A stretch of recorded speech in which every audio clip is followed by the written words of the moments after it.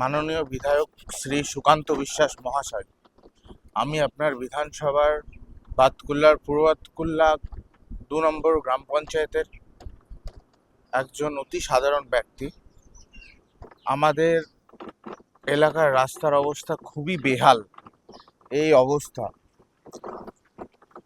বর্ষাকালে বিশেষ করে রাস্তা চলাচলের উপযোগী থাকে না। স্কুলের ছাত্র ছাত্রী, বয়স্ক মানুষজন খুবই অসুবিধা হয় আমাদের রাস্তায় চলতে। বিগত 3-4 বছর ধরে আমরা এই একই সমস্যার মধ্যে দিয়ে চলছি। আমাদের আগের বিধায়ককেও এই জিনিসটা নিয়ে অনেকবার জানানোর পরেও কোনো সমাধান হয়নি।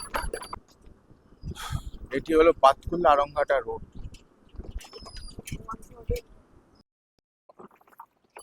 আমি আশা রাখি আপনি এই জিনিসটি দেখবেন এবং রাস্তা সংস্কারে একটু ব্যবস্থা নেবেন অতি শীঘ্র।